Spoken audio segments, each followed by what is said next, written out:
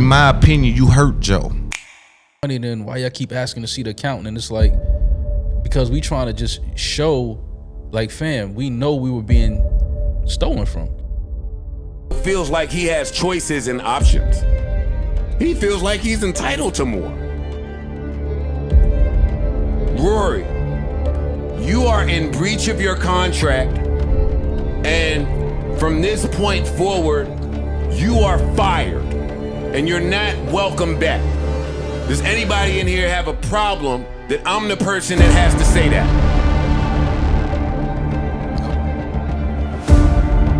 Maul, I'm the person that has to say that.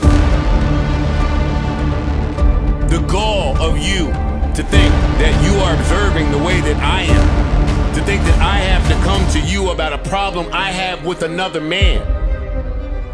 We have things sorely mistaken around here. He can't sue. He can't sue us. It's impossible. He knows the real, and the people that know him know the real. They know his business practices throughout the years. They know that Maul has never sat down and, you know, sat on the mic and talked bad about anybody. You know what I mean? Yeah. So definitely not somebody that I looked at as a friend. Like, it's just lies start to come into play, and, you know, trying to, you know, tear somebody's character apart and things like that. You know, the truth is the truth, though. To my very next statement, Maul, not only did I not steal from you, you have never had anything worth me stealing from you. No matter how many new beginnings you start, and no matter how many of these new people you get around, some of us know you. Do you think that he was feeding information to act? Of course, man. To know what we were dealing with internally, we thought that if the public found out, it's like, well, wait, how y'all sitting here preaching about, you know, honor and respect and keeping it real and not, you know, getting off, and now we going through the bullshit. So it was hard to kind of sit there and, you know, but it's like, okay, you know, just let the rant happen and, you know, whatever, you know, keep talking, because I'm also receiving information here too in the moment. One of our contract, year one of our contract. Gentlemen, how long do you think it took them to figure out that this was a really profitable business? I'm asking you. You fucking guessed it instantaneously. Yeah. Let me not act like I don't know how to finish out a contract. Because he's always saying that, yo, I paid them this number even though the company didn't earn that number. But I kept that number there because I pulled money from here, there, and everywhere to keep that number there. Y'all saying, no, you slick, put us on a salary. It's a salary, bro. You do see Ish kind of push back, like, just show the numbers. Listen, man, Ish knows. Like, and that's my thing, man, you know, and I don't want to, you know, I don't want to disrupt anything that got over there, but, you know, having to show his character. Did the network start while y'all were still there, right? Yes.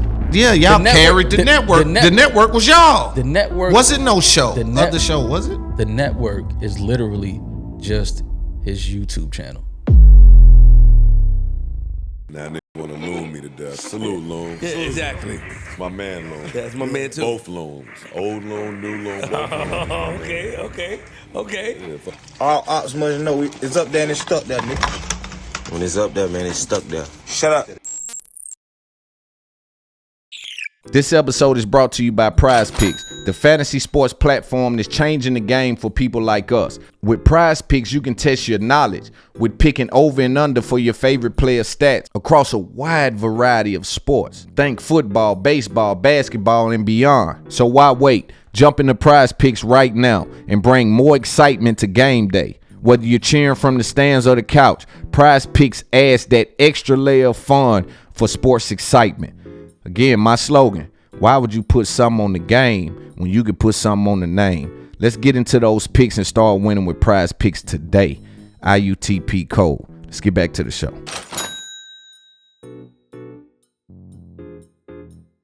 Active and attractive host for another episode. You know we do everybody in the culture that has a voice that does things at a high level. Today we got somebody who was instrumental in what we know to be his podcast.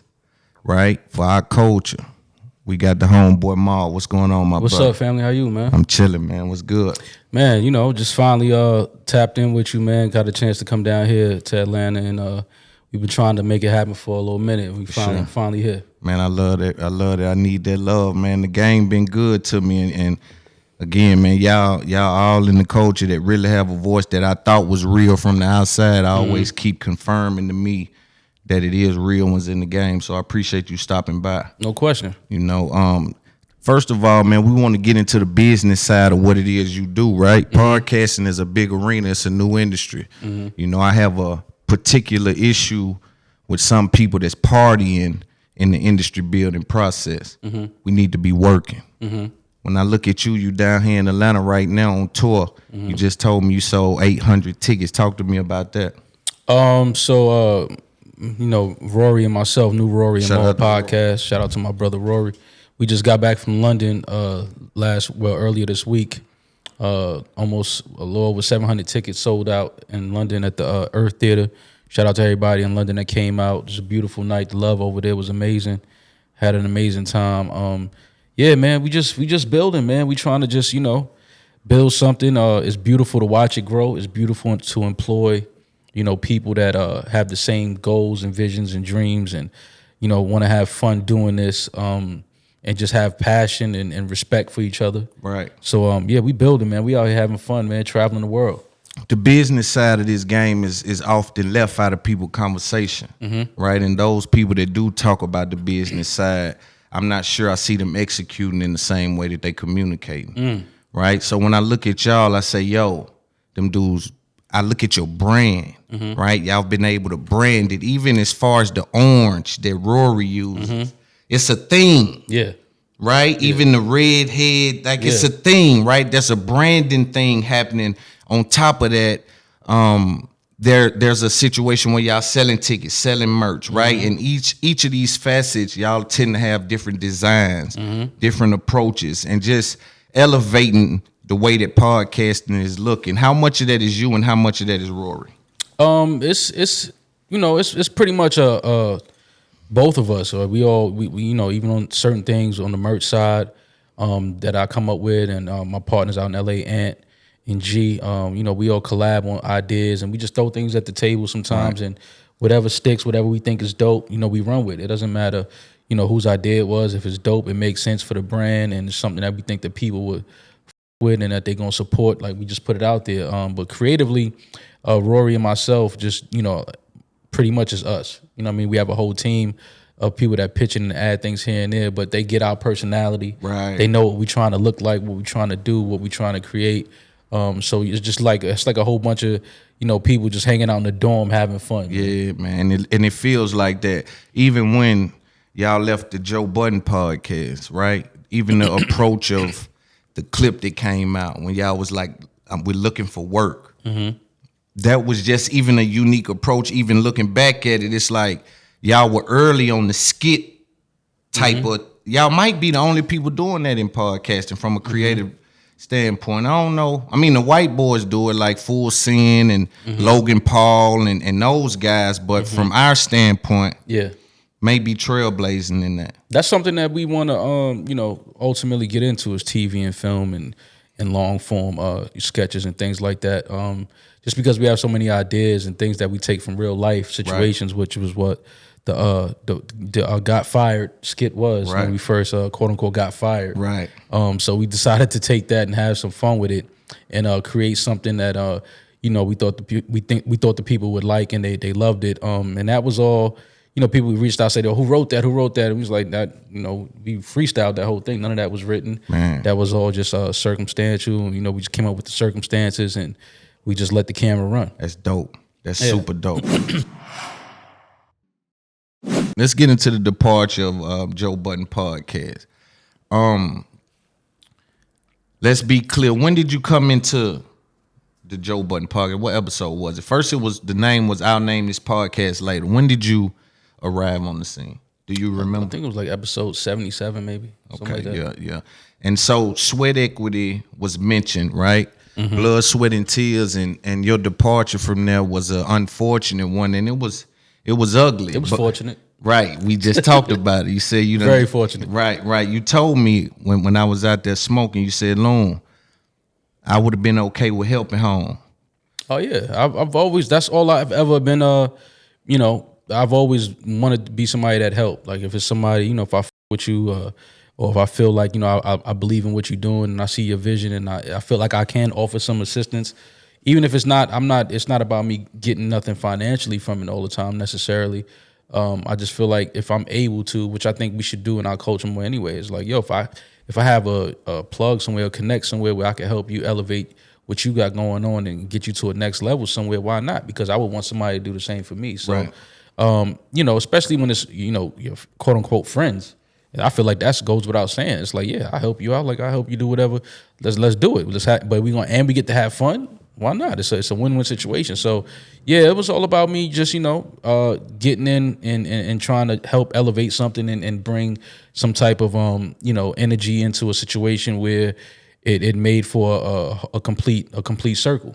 And now, do you have clarity? Because over the last couple of months, there's been shots took by Joe Budden, just about what y'all perceive to be the truth. You say that Joe's stealing. He says that he's not stealing. Of course. You say, I'll come up there, show me the books. Yeah. I'll do it on your platform, and it'll make for great content. Put it behind your paywall. Yeah. Do what you will. Why not? Let's have fun. Listen, man, and I want to be very clear. This is not, it's no ill feelings. It's no beef. It's no, it's all love, man. You know what I'm saying? Like I said, at one point, we was all real friends and, so that doesn't just go away. You know what I'm saying? So it's not a beef thing. I think that everything happened for a reason. We're very fortunate, very blessed, Rory and myself, to land where we landed and be able to do what we're doing right now. So everything happens for a reason. It's just the unfortunate part of it is, when just as lies start to come into play and, trying to, tear somebody's character apart and things like that. The truth is the truth, though. You know what I mean? And as I always tell my brother Rory, because we have talks and he, Rory gets into these moods where he's like, man, I don't want to just keep going through this bullshit with this dude. And I'm just like, but Rory, when the truth is on your side, everything is going to be okay, man. That's for sure. You know what I mean? So, it is what it is. But, the truth is the truth. We were taken advantage of, and, we had money, a lot of money stolen from us and taken from us, and it's fucked up. But, if that's the way it had to happen for us to be in the situation we're in now, in the position we're in now in our lives, then so be it. You done around and made you, taught you how to fish. Yeah, put you in a situation now where you went and got the information. The thing is, I always knew how to fish. Right. But, sometimes I don't mind, getting on your boat and helping you fish. Right. You know what I mean? So, if you felt like, that was your boat and, you the big skipper, and you know what I'm saying? It's like, all right. And so, but in podcasting, with it being a new industry, it's like, I gotta give Joe some credit in regards to he did kind of make it not easier, but y'all together you lifted less, right? Oh, yeah. And so what I'm saying is like this new industry, nobody kind of understood how to move. Unfortunately, whatever deal he placed y'all in that y'all agreed on, he, and what you're saying is, still wouldn't stick to the deal that he had in place. Yeah, I think when we looking back, I think when we signed our percentage agreement with each other, I don't think that he anticipated the amount of money that was going to be offered to us. So I think once that money came into play, I think that something inside of him just wasn't comfortable. And it's crazy when you think about it, but I think something inside of him was like he wasn't comfortable seeing us get that money. You know what I mean? That's and it's wild. fucked up, but that happens with us a lot, man. Like it's a deeper, story behind that. It's like in our culture, we say we want to see each other eat and see each other, but it's like, somebody come in here with a whole buffet. It's like, damn, I was gonna get these a slice. I didn't want to get these. I want to dictate what they able to do. You understand? And that's unfortunate, bro, because you can't win like that. Yeah. And I believe that to see you riding with Rory says so much about your character just from me on the outside looking in, because I see the years from you and Joe. I see you on the Love and Hip Hop episodes. I see how far back y'all go, and it's like it gotta be principle somewhere that he's standing on, because what else would make him ride with a dude that he met along the way? Yeah, and it was just right is right and wrong is wrong. And I mean, and the fans and the supporters and listeners, they have a very short-term memory. But just go back to, the reason why, we didn't show up to record was because, he told Rory not to come in and record. Saying. And I said, whoa, he don't work for you. You can't tell him not to come in and record. And I'm definitely not going to record without him. Right. You know what I mean? So just go back to that. It's like, that's just me though. Like, if it's something wrong, then let's fix it before any of us move forward. But me and you are not going to record without our brother, our partner. That was a deep moment. Yeah. I'm talking about that was there right there, because in my opinion, you hurt Joe, because Joe felt like, Rory. But why? But Maul straight. But why? But why is it? And see, that's the things that people don't know behind the scenes. It was like, but why Rory? Why? Right. Why are you? But everybody ain't doing that. Oh, for sure. Even when you look at Park, some of the fans will say that his position is my boat. Everything right around me look good. And Parks was, I've known Parks for years. Good person. Right. Deep inside, he's a good person. I just think that, the position that he may be in and painted himself in a corner to where he don't really have enough wiggle room to really get his shit off and say what he wanted to say. But that's why I tweeted a few weeks ago. I said Parks knows. Right. Because I've known Parks for years, man. And for the most part, he's a good dude. I just think that he's just a little in too deep on the business end, and he has a lot of things tied in with Joe business-wise that he can't really rattle that boat and shake the tree too much. But he knows, man. And those guys, all of those guys over there, all those guys in the room, they know me. They've known me for at least 12 years. Yeah. They know that I never did no sucker shit, no foul shit. I've never, done no whack shit to nobody. So they know my character. So, it's just that everybody is kind of in a fucked up position because they got to choose a side. Right. And, they chose to ride with homie, and it's all good. You know what I'm saying? Like I said, it's no beef, man. It's no, this podcast and things, sometimes it get a little weird. Like everybody feel like it's competitive and it's beef, and it's all. I know what real beef look like. Right. It's no beef in this shit. You know what I'm saying? So it's like, they had to choose a side, and, it's all good. Like I said, Rory and myself were able to pivot and land on our feet and do what we do. And like I said, we just came back from selling almost 700, 800 tickets in the UK. The same night Dave Chappelle had a show, by the way. That's dope. You know what I'm saying? That's dope. Shout out to y'all. Yeah. And you know what? When I was telling you, when it first happened, I was afraid for y'all. Yeah. Because I was thinking like, and I got this from B. Marshall with the episode I just did with him, where I would have put y'all in a situation to overextend. Because I felt like immediately there was this thing in the market between y'all two, and he was trying to battle to look like he was still in a good place, and y'all was trying to say, yo, we're on our own now. Right. And I was saying, spend the money, go get a building, go get a set, go get this, go get that. And y'all bubbled it right up, and that fan base of y'all activated it and took it to the next level. Y'all did that shit. I mean, we just, again, we don't want to go fast. We want to go right. We want to do it right. We want to move right. And we have a vision for ourselves and what we want to look like and where we ultimately want to end up. And I think we're doing a great job of doing that. We're not running out getting a guest. We don't want to be too heavily guest-based every week, because then you paint yourself in a corner with that when it's like, okay, we can't get a guest.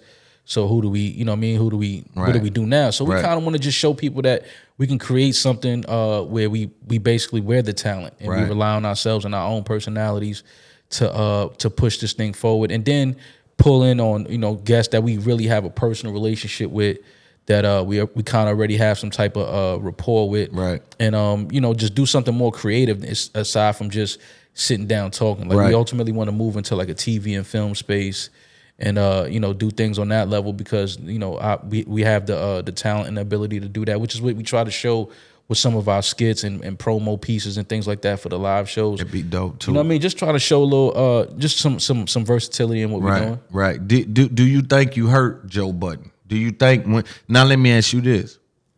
When did you start to pivot towards Rory? Like, hold on, but something ain't right. That ain't cool. When was that? Rory and myself developed a relationship naturally on the show throughout the years. But, in that situation, the business and things like that, it honestly became a thing where it fell into that because we were on the same side of the fight. Like we both were fighting for the same thing. Like, right. It was like, all right, we have this, this deal that. But I felt like he would have straightened you out and not straightened Rory out. But even that, I wouldn't go for it. I know it, but I felt like that's what hurt him, right? When he said, I remember a time when he said, I never saw the day. Yeah. But he was talking about you. Yeah. I'm telling you, man, something about you stung him. Well, we had a relationship for so many years. Yeah. And that dude's a white boy. But there's principle involved. That's all it is. It's principles. And with me, I don't care how long I know you. I don't care. It's principle. It's integrity. It's honor. You know what I mean? So it's like right is right, wrong is wrong. And I'm not going to stand there and allow somebody that, because I looked at it like we a team. We all in this boat together. You know what I mean? We stand on that stage together. So, but it's so many niggas that would have rolled with a nigga they knew for 10, 15 years only because it's like, what do I got to lose? Well, that's the problem with us. It is. It's like, and I'm telling you, salute from one real nigga to another one, even if everything else out the window. Mm-hmm. Just I'm saying that look like from my perspective is principle involved in that. Absolutely. Because it's my guy right here. I was with this guy when he was raggedy, man. I'm talking about, man, if you go back and say, I ain't never been raggedy. I come out the street with some money. You understand? No cap on that, no 10 on it. You go back some, you say, damn, home was kind of, it seemed funny over there a little bit financially, and that's cool because we all had to come from something. Right. But y'all helped lift that. How much weight do you think you lifted over there? Out of 100% of the lifting with the Joe Budden Podcast up until your departure, how much do you say was your contribution? I think I contributed a lot. I think I lifted a lot. You go back to some of the earlier episodes. I think that's when it started to turn, just because I think my personality and my relationship with Joe was so unique and so honest. And, I think that helped turn it into what it became. Even if you go back to the Charlemagne episode, Charlemagne said it. He said, this thing didn't really pop until Maul got here. Yeah, I got to squash it with you and Charlemagne, man. I know y'all got a little something. He done right. He doing right by me, man. No, Charlemagne. Listen, I know he does things behind the scenes for people that I salute and I respect. I just didn't. Let me finish the point though. We'll get into that. So yeah, I just think that the relationship that we had with each other, right? Because I still don't really like saying his name, but the relationship that we had with each other. I think it was so honest and so real, and it was dope to see, and so many people could relate to it. I think that helped lift it with him and Rory, and shout out to Marissa. What they had, I think, was unique as well. I just think that you insert somebody that had a real relationship, the relationship that we had with each other, and you put that on mic and on camera. I think people gravitate towards that. The stories, the holding each other accountable. And he was intentional with. I'll give him some credit on this. He was intentional with the consumer facing when it comes to you, right? He was intentional with saying, man, you just too cool, man. You dress better than me, man. Yeah. He was intentional on camera with that. He's smart enough to know what he's doing when he's doing that. Oh, yeah. What he doesn't say says more to me about him than what he does say on camera. Yeah. Right? Yeah. So he's somebody that's intentional with doing that, and I'll give him a little credit with trying to have the consumers accept you in a way where it's like, this is my cool partner. Yeah. And it even translated to someone like a Charlemagne that was like, you know what? Maul is that nigga too now. Even though you that nigga, he was putting something on it. Yeah. No, and again, it was all, it made for what it became. Exactly. It was all part of it. It was a beautiful thing. I just think that ultimately, which happens a lot in our community and in our culture, ego just killed and destroyed, and it kills from within, it destroys from within, and that's a fight that I can't stand in front of. Ego is something that you got to battle with personally, so I just step out the way and I let you, have that battle with yourself. Right.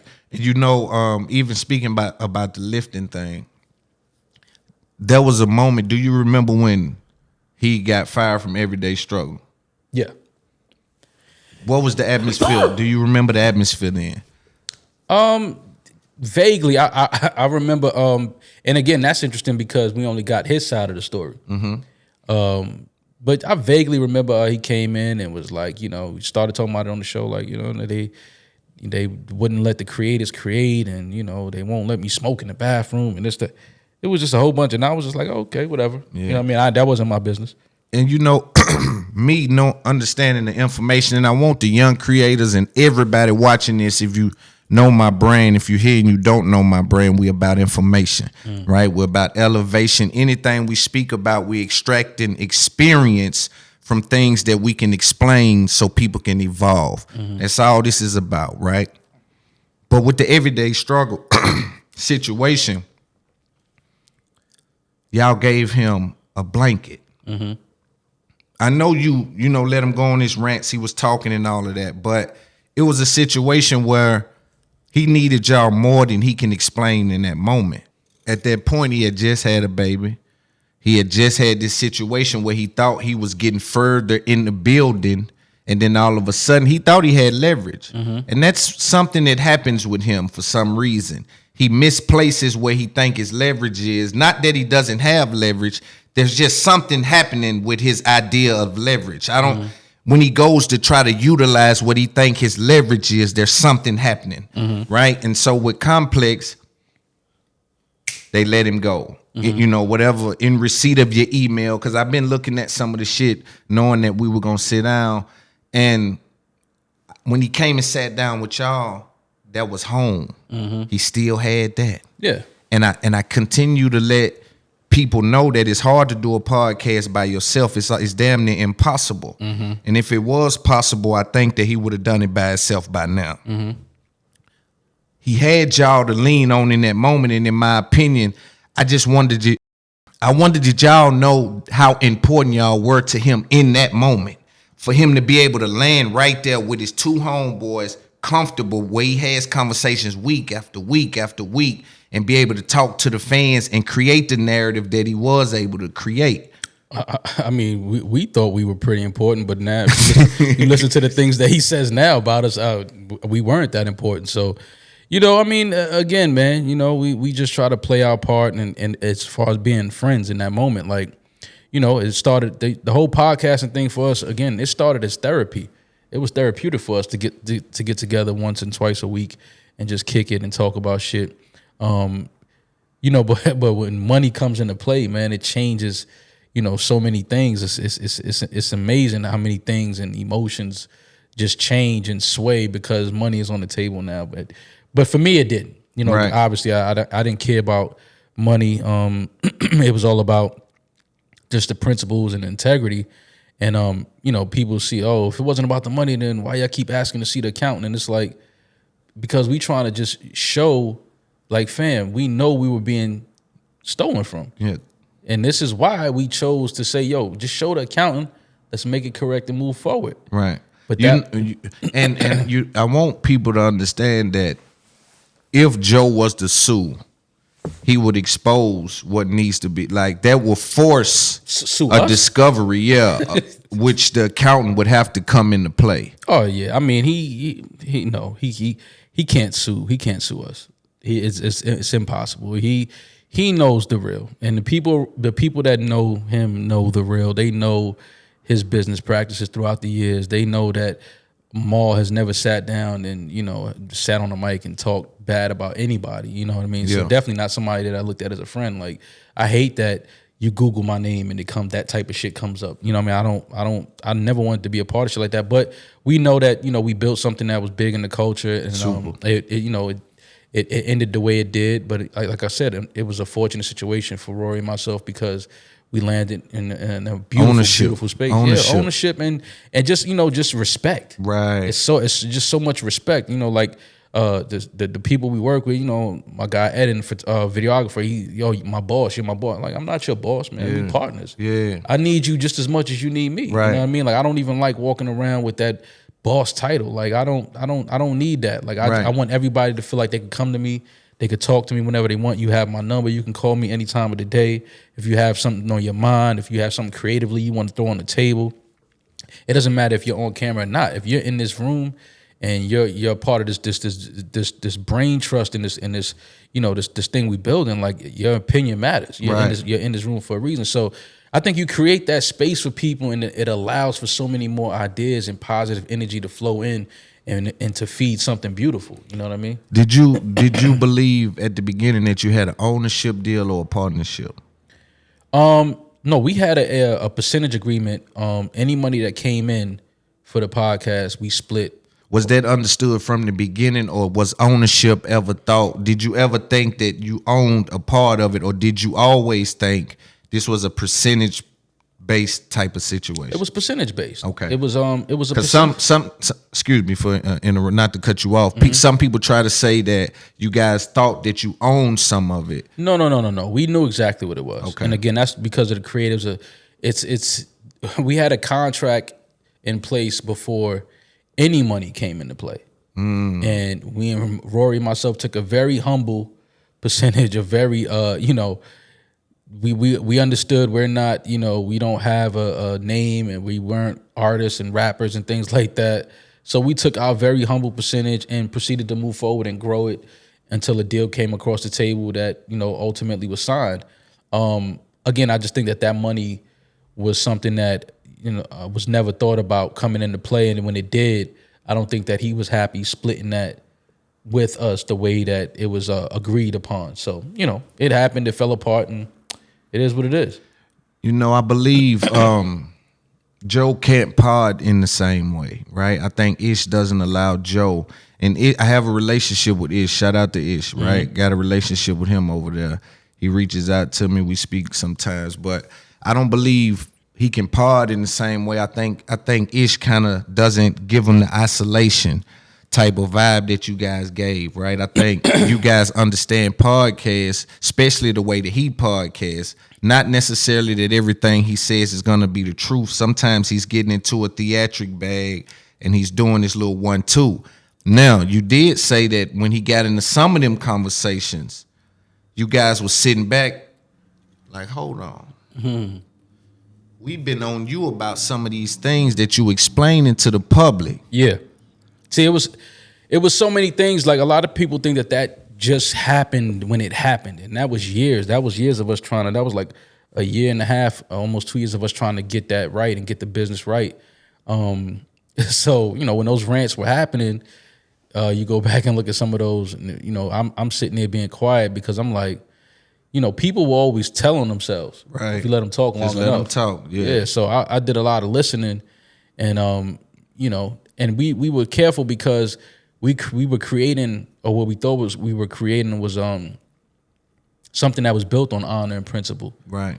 And to know what we were dealing with internally, we thought that if the public found out, it's like, well, wait, how y'all sitting here preaching about, honor and respect and keeping it real and not, getting fucked off, and now we going through the bullshit. So it was hard to kind of sit there and, but it's like, okay, just let the rant happen and, whatever, for the sake of the message getting out there and, the people receiving the message. And we didn't want to put our personal thing in the way of that. But that was the reason for a lot of those, just letting it happen. Yeah, because it was like, keep talking, because I'm also receiving information here too in the moment. You know what I mean? So, and this is the thing, right? I'm looking at it, and me just having supreme game. I'm sitting back and saying, see, sometimes you cuss at your mother and your girlfriend hear it. And she said, oh my God. Yeah. Look how he talked to his mother. Yeah. And so when you saying things like, yo, I left Complex because Spotify brought in a check and they didn't want to give the people on the show a piece of the check, when we're the reason Spotify brought the check, and then you got people on your show that saying, hey, what's going on with the check? Because Spotify cut a check. It's the same. It's the same thing. Yeah, it's like... It's funny how you turn into the same people that we talking about. But it's almost like in his brain, and that's why I got to ask him. He needs some real questions asked to him without the wiggle room, right? Oh, he gonna spin. He gonna try to spin. He gonna try to spin. He gonna try to spin. He's good at spinning. He gonna try to spin. Because I think he talks to you know, he has this thing where he talks to grown men, and I think he talking to women that he's dating. You know, you could spin a woman that you date, and kind of dance around her and all of that. Easy. But when you talking to real dudes and real work. men, it don't work. And that's it's not gonna work with me. Yeah. So sometimes when you know he would get in those modes talking about that, I always looked at y'all. Let's kind of speak on academics. Do you think that he was feeding information to act? Of course, man. You know, and I don't talk about that dude, but you know, I just, you know, again, this media podcast thing is weird, man, because these dudes will start talking about you, talking crazy, and you never even. You don't even know these dudes. They ain't from that's why that. I'm like, what, who? All right, you know what I mean? I'm not gonna get into that back and forth thing because it's like they got too much time on their hands. Yeah, and I don't do that. And it's like, you know, that. I've never seen these dudes anywhere outside. I don't know. It's like, and then they get online and they get on their platforms and start talking crazy, and it's just like I don't even know how to do that. Like I can't because I don't know you. You know what I mean? So I can't sit on here and spew that type of crazy talk when I don't even know how to do that. It's almost like even with his situation with Rory, it's almost like he was leaving you out of it too. It's almost he was bringing you in it after a certain part, but there was a moment where it's almost like everybody was against Rory, and they was trying to kind of leave Maul out, but Maul was looking for why. Fuck act with what his situation is, but the Joe thing, you were trying to understand what's happening, and then like you said, we both on the same side creatively. Yeah. To try to say you already get the big piece of chicken. Yeah, we partners, man. You know, you can't tell your partner, again, partners. We don't work for nobody. We weren't employees. We were business partners. We have a contract agreement. We have a percentage-based agreement. We were partners. So it's like you tell your partner don't come to work. You at least got to consult with the other partner first. Right. You know what I'm saying? Like if me, you, and another homie got a show together, and then you text him and say, "Yo, don't come into work."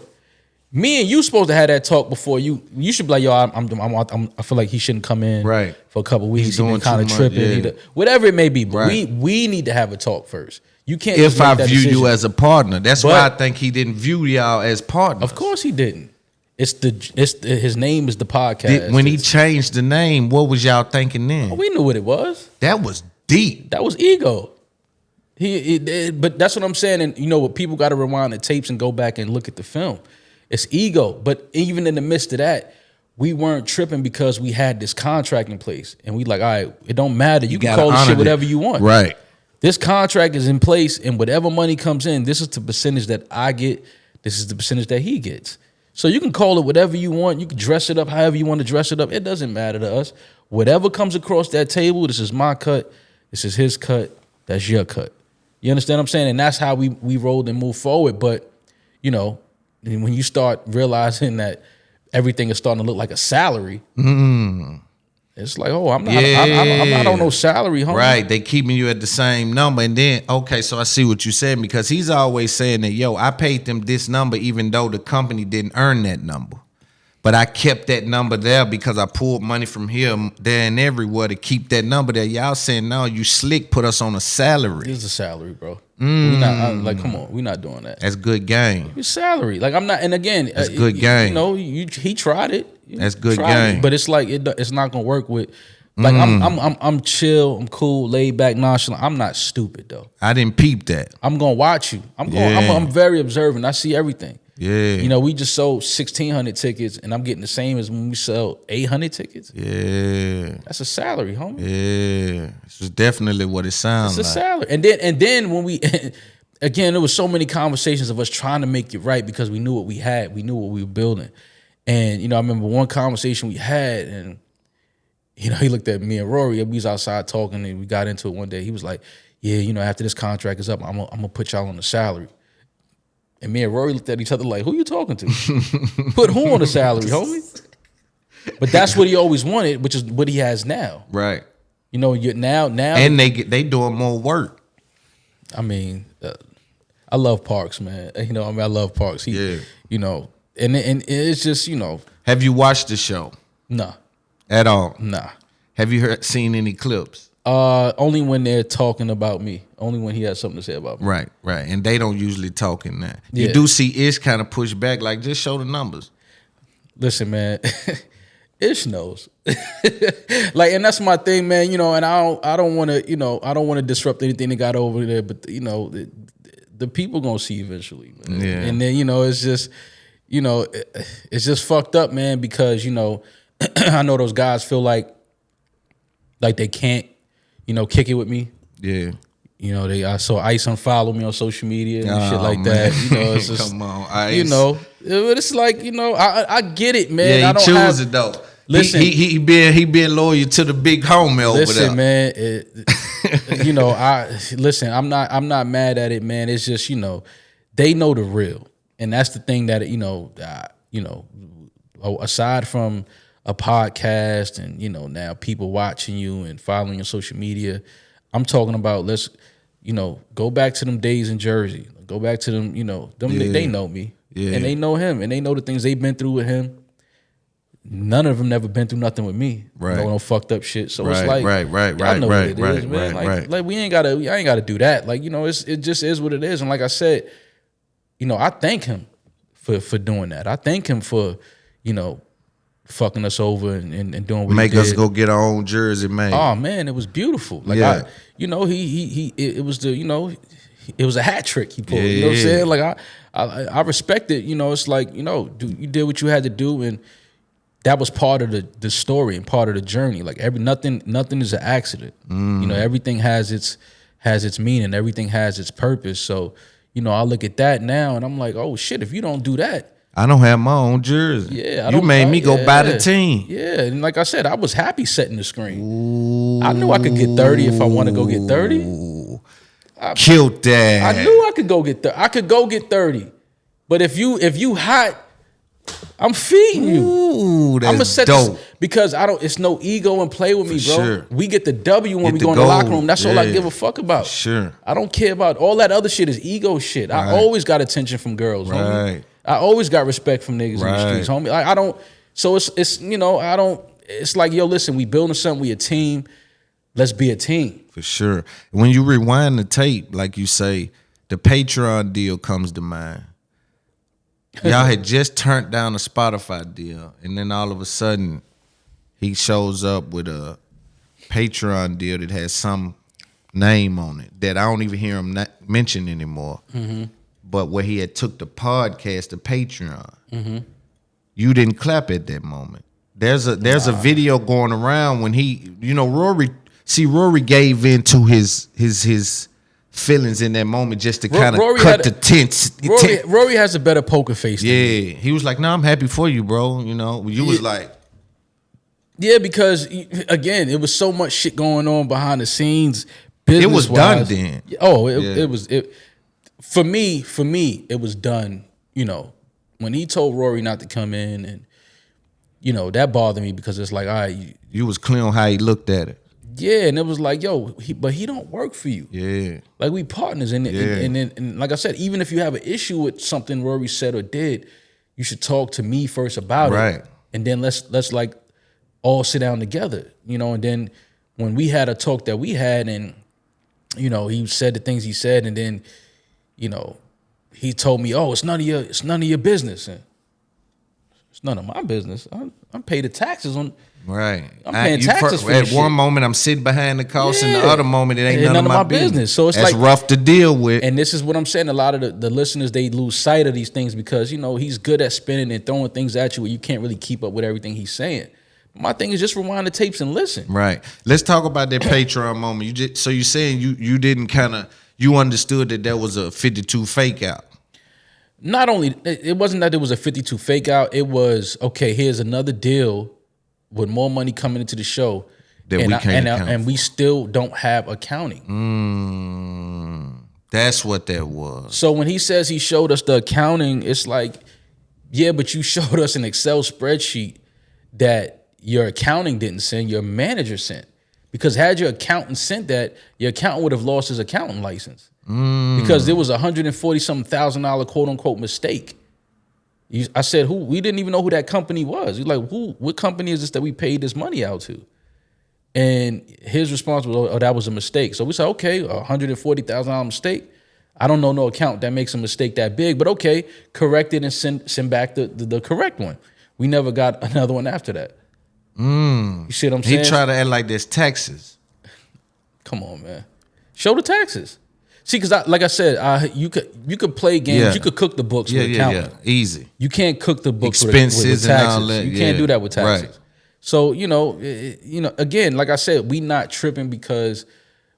And this is about the information. It's the all reason about why information. the reason why we're speaking about it is because in this space, right, they have these percentage-based deals. Yeah. They have these deals in place where you can go get a percentage base. Hey, y'all don't own this, but every million that comes in, we bust that down 700,000, 300,000. Right. Right. And so we have to learn about how y'all navigated through this, what the mistakes was, what the ins and outs are, and how y'all took that information to do what it is y'all doing now. Yeah. Because not only did y'all leave this situation with y'all brands in y'all hand, y'all went and evolved those into the new Rory and Maul show and Right. took that on the road and brought that into Skits and took that into getting a deal with Sirius. And that's what I'm saying. I just want the fans to know that this is never about sitting around going into the depths of this to try to be I just want messy. people to be very clear in business. And, Right. and I want my mistakes and my situations to be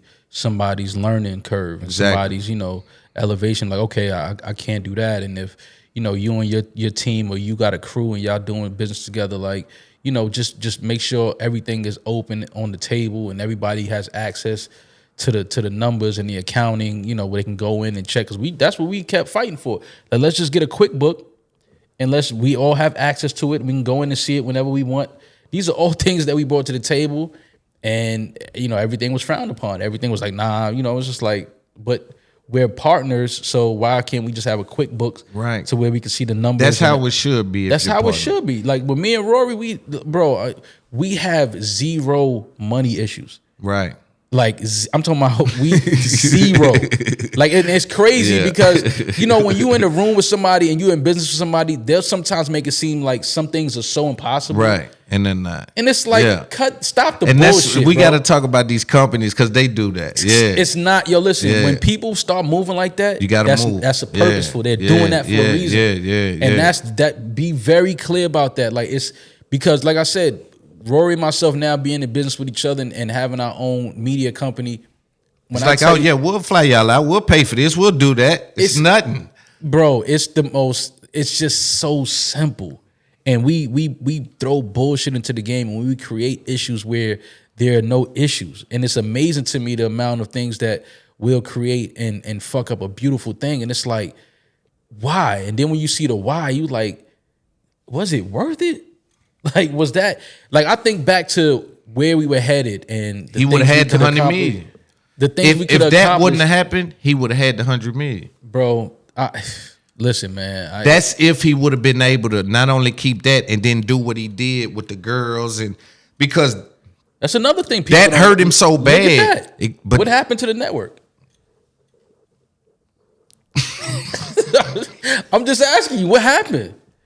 That hurt him so bad. Talk to the people. Talk to the ladies. Talk to the ladies. Ask them what happened. Ask them what type of contracts he put on the table for them. Because I don't want people to think that, this is a thing where I'm trying to keep this going. Like I said, I'm kicking it with you to give information about all these other creators that's coming up. Right. Like, get your business right.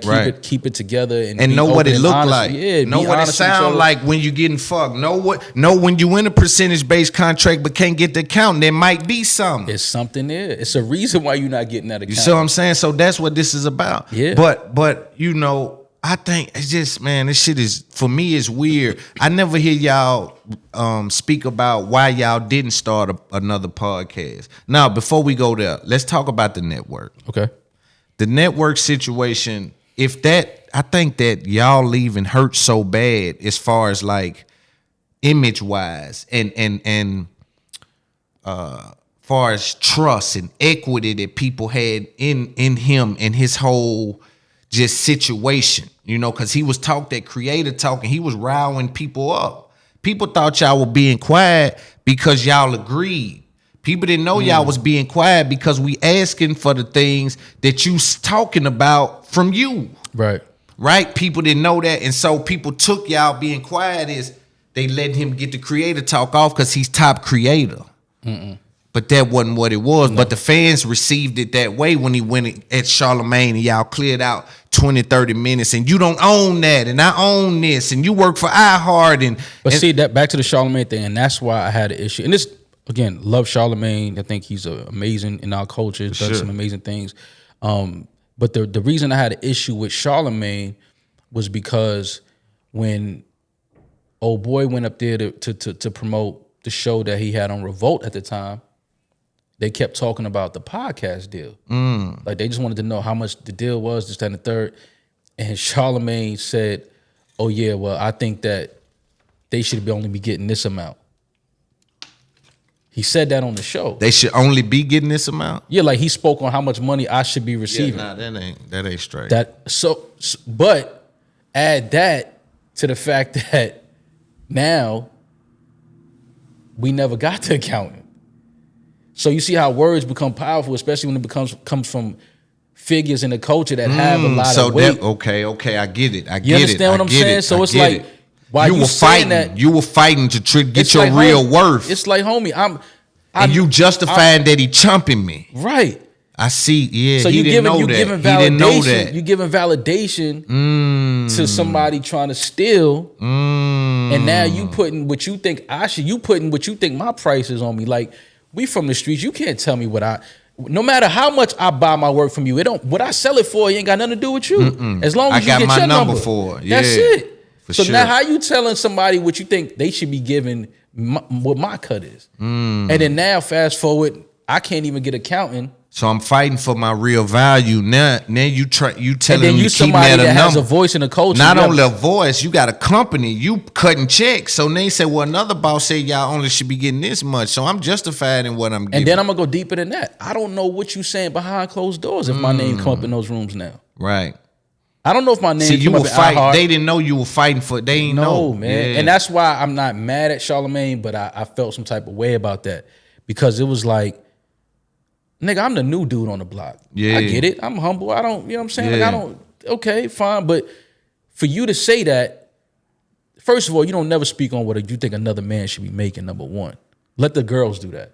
Right. Number two, it's like, I don't know now, if my name come up behind those doors in them buildings now in iHeart, and somebody say, yo, the Maul dude from the podcast, yo, what you think? I don't know what you saying now. Yo, we think we want to give him a show. We think about giving him like $4 million. Don't give him 800,000. Right. Yeah. That'll make you think that. That'll make you think that. If you'll say that on mic, right, on the Breakfast Club, that'll make you think. You'll say that behind closed doors for sure. That'll make you. So that's why I felt the way towards him. But that shit is over with, man. I'm not. Yeah, Charlamagne. Like I said, man, I know he's disappointed in Joe. Even when we talk about the network, he knew it was gonna happen. He said it when he was on. He knew y'all was gonna happen, but he didn't know he was gonna turn on him. See, you got to remember, Joe went and got Charlamagne too. See, I know how Joe got his audience. Some of that come from X, some of that come from y'all, some of that come from Charlamagne. They all gave him access to the audience that he won't, what it looks like, give anyone else access to. So when he went and got Charlamagne, you got to remember the pull-up happened. Who was there? You got Casanova. I don't hear bruh say free Casanova, respectfully. He went and got Casanova because he was into it with Tekashi. You got to rewind what's happening, right? When he got Casanova, Mano. These are people who were on the first little pull-up thing. Charlamagne was the biggest name, right? That was giving you, he was stamping you like when you would do your end of the year, Charlamagne to come do it. This was helping your brand, bro. This was helping you. Oh, absolutely. And I think that Charlamagne didn't think that, damn, he done start shooting at me too. Yeah. He knew that he'll keep fucking with Maul, but Rory, your ass grass. It's like he felt that. Everybody felt that he looked at you in a different light. He felt different about you. Well, because our relationship was different. You know what I mean? Like it was a lot of years there, and he could say what he want about it now, and certain things I'm hearing him say now, I know that that's just his way of like being all the way trying to just throw anything at the fire now, and it's like, bro, none of that is gonna stick. Cut it out. You know what I mean? Like you can feel however you feel because I decided not to let you just shit on Rory, and I called you out on your bullshit and you was wrong, and we know you was stealing, and you mad because I call you every time your name is brought up in my presence, yes, he's a thief. You still won't say his name, man. That says a lot. I will never say his name. That says a lot. Nah. You hurt, man. No, it's not that I'm hurt. I'm not How hurt. you won't say his name then? Because because it's about the situation. It's not about him. It's about the situation and what happened and the show and the company and everything that we had. But it's not about him. It's no beef. It's none of that. Not beef, but I'm saying disappointment. That was your guy. I thought so. You had love for that nigga. Oh, yeah, for sure. Yeah, you done been to war with that nigga. Absolutely. Been locked up with that nigga. Absolutely. So it was love there. Look what happened. But that's what I'm saying. But it was only love on one side. That's fucked up. It was love for me. That's fucked up. Anytime anybody, has a relationship with me, I have a relationship with somebody, like, you look around me, I got a lot of dudes that I've known since I was 9, 10, 11 years old, still around me to this day. Right.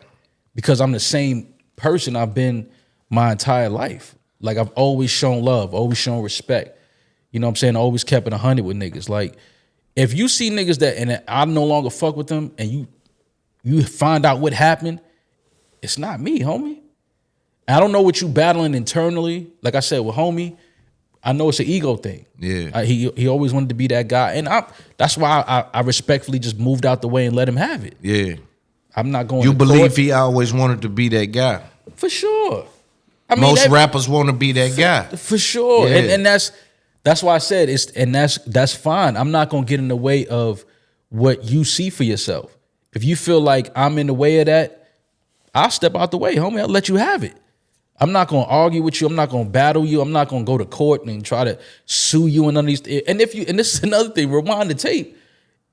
He said out his mouth, if we try to start a show, he's gonna sue us. Off y'all. Yeah, I remember that. You know what I'm saying? I remember that. So you gotta. These are the things that I'm just like.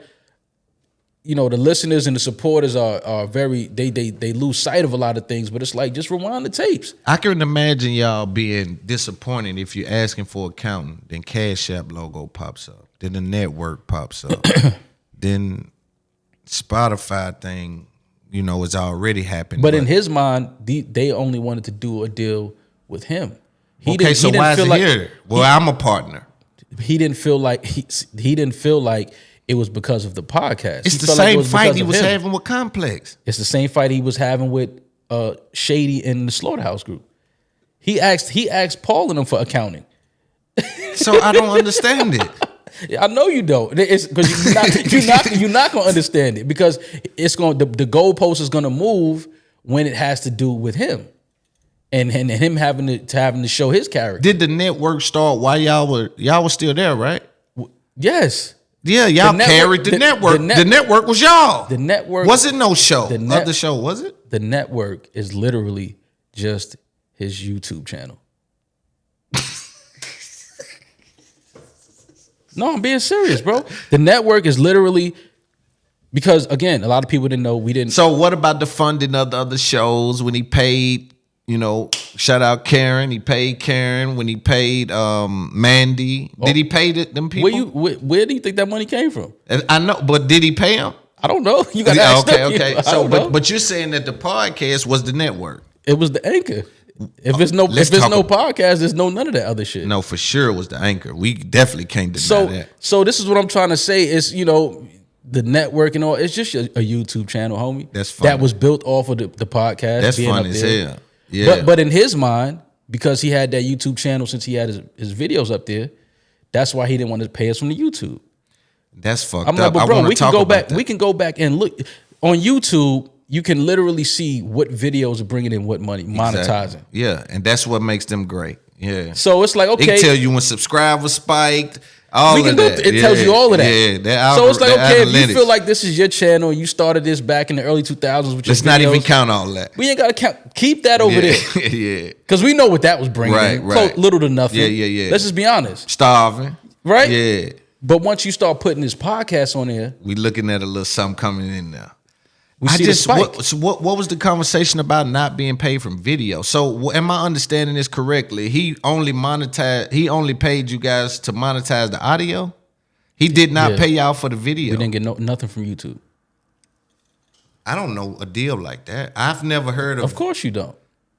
You don't get nothing from the video, and your talent on camera. Yeah.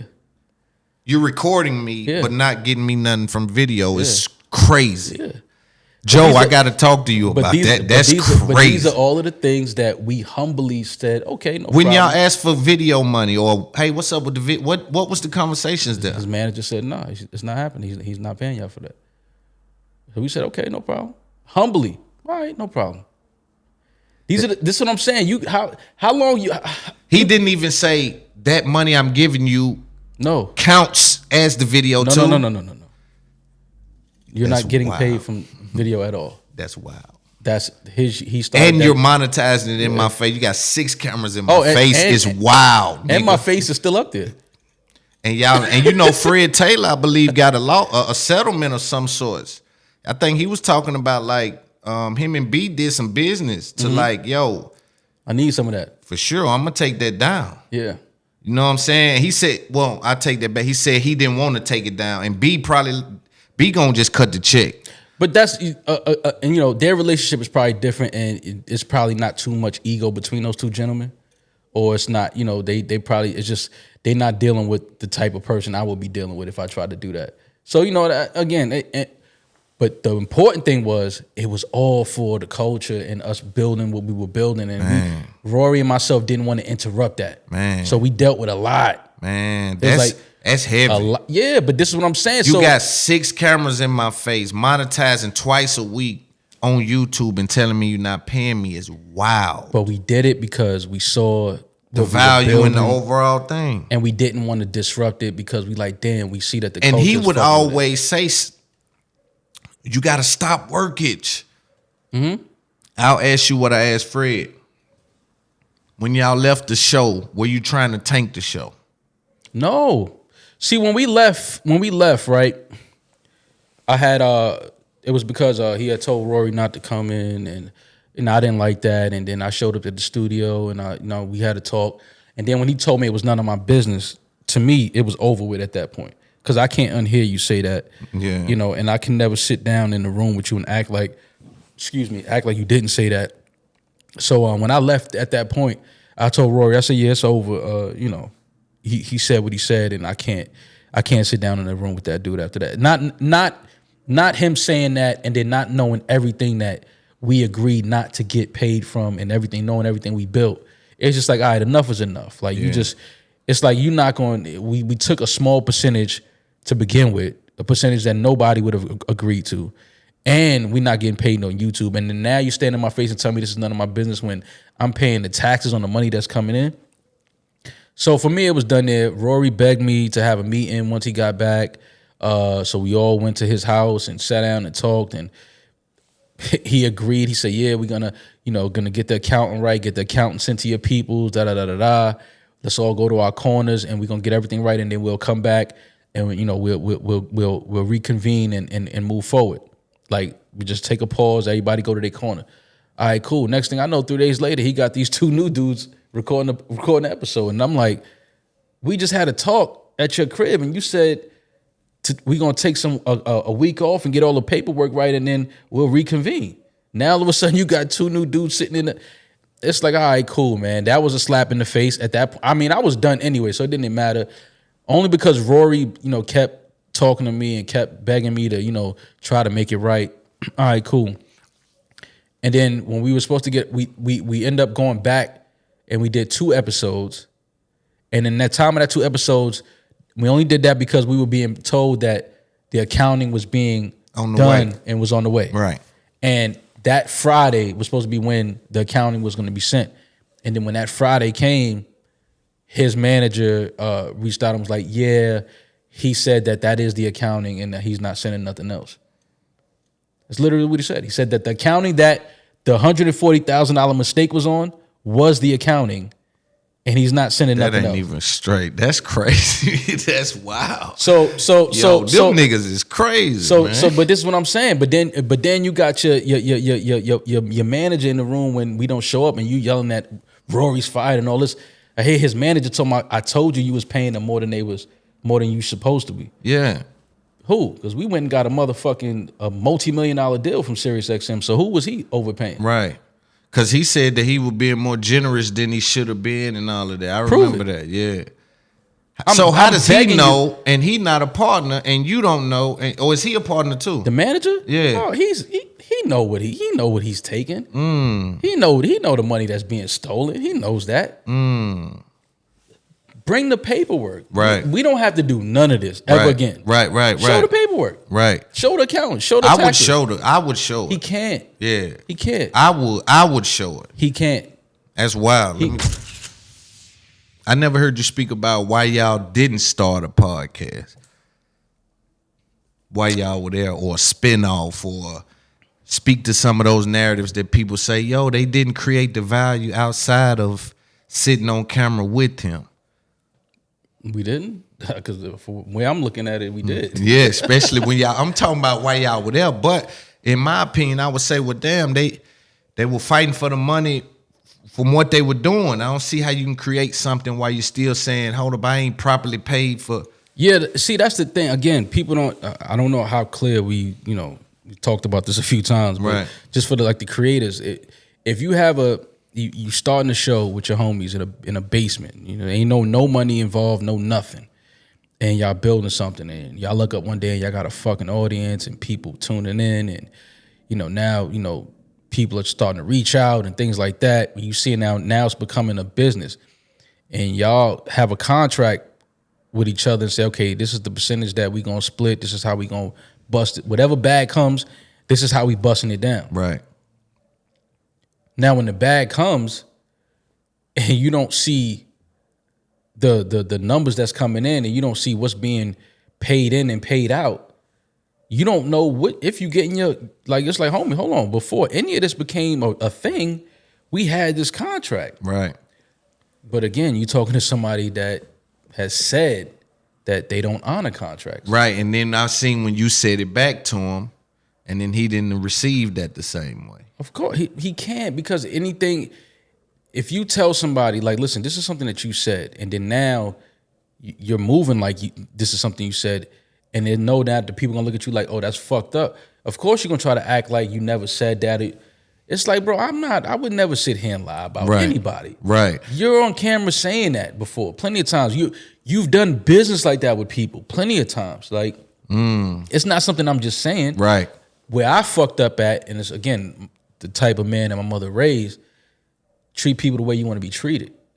So because I would never do that to him. Right. You lend the benefit of the doubt in certain things. You understand what I'm saying? So it's a lesson learned, and to other creatives out there, just be careful, man, because and know what it sound like. Know what it look like. Know Yeah, what it feel like. Man, what I'm saying? And then more importantly, if something don't feel right, it's something not right. Right. And when I look at it and think about y'all, sometimes I say to myself, that was one of the best shows ever to be created, man. And it was beautiful. That podcast was so dope. The we chemistry, had fun, man. The depth of it, the time y'all put in it, man, to just evolve it in amazing. that way. It was amazing, bro. We had some great times, man. We had some great shit. But unfortunately, we've seen time and time again, always, bro. That money come into play, man. It'll break the pool balls up. Man, it's that. But it's a deeper thing with us, right? When it comes to money and things like that.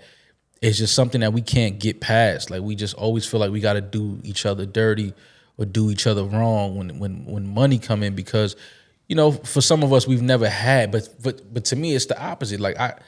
I can't do you dirty behind something I never had, because it's like I never had it. I'm not missing that shit. Right. I never had it. Right. So when you do me dirty for some shit that you never had, it's weird. It's super weird. It's like, nigga, we never even had that type of money. Why would you do your man dirty for that type of money when you never had it? So it's like, nigga, what does it matter?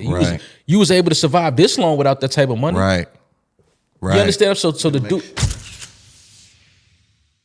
it's just weird, man. And then, like I said, I've seen how things look now on this side when business is done right. You're more happy now. Oh my God, it's what me and Rory are doing, man, is, again, we moving at our own pace, we creating at our own pace, we doing business at our own pace, man. It's beautiful, man. And traveling the world doing these shows and getting out here touching the people and having these one-on-one conversations with people that tune in and support weekly.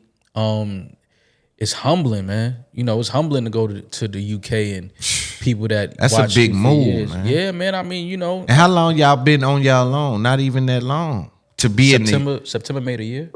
What? Yeah. 1 year? 1 year. And you in London. And we in London, That's sold dope. out. That's fucking dope. Yeah, man. I mean, If these other podcast niggas don't salute that, I salute that. Nah, but that's why I'm sitting here with you. For sure. A lot of niggas don't fuck with me, man. Yeah. I think because they, people don't fuck with you when they see everything that they're not. Right. In you. Right. And they intimidated by it. Yeah. It's like, when they hear me talk and say, oh, these niggas are suckers. Right. They know I'm talking to them, but I don't know that because I don't know half of these niggas. So, a lot of niggas don't, they don't speak to me and they don't, whatever, they talk crazy about me behind closed. And it's like, man, if y'all niggas only knew, man, I show love, For bro. sure.